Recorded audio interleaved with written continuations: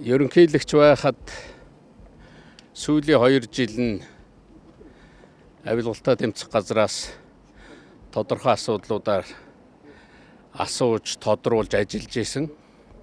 Тэгээ мэдээж энэ хуулийн байгууллагын үйл ажиллагаанд хүндэтгэлтэй хандах ёстой.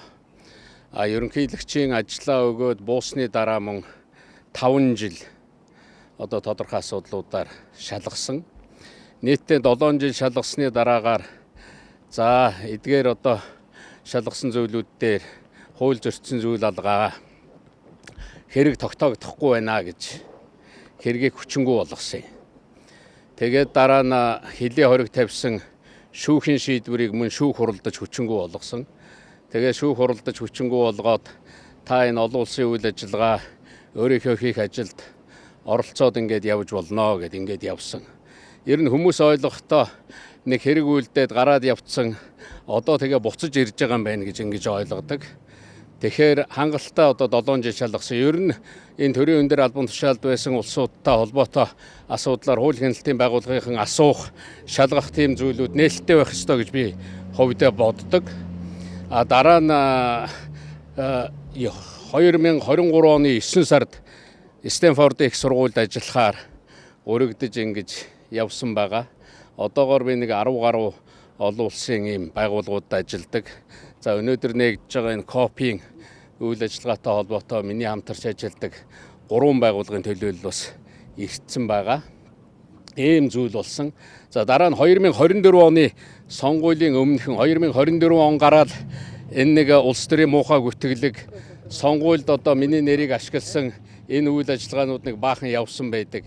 Тэр үеэр шүүхтэр зохиомл хэрэг шүүгч рүү өгч олон улсын хууль сахиулах байгууллагуудын олон улсын байгууллага Интерпол гэж байдаг.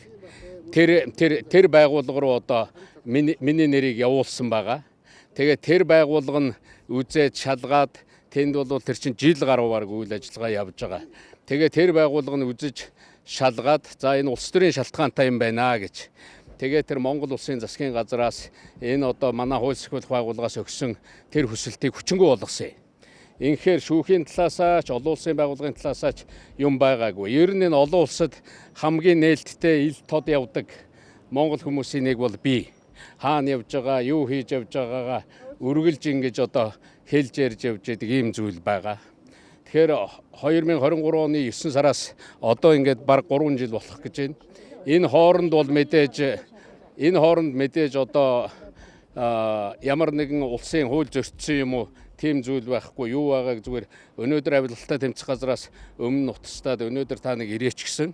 Би уг нь нөгөө копийн үйл ажиллагаанд оролцохоор ингээд урилга авцсан явж байгаа. Эхлээд үүгээр орж асуух зүйлд нь хариулээд ингээд явъя гэсэн ийм зорилготой ирлээ.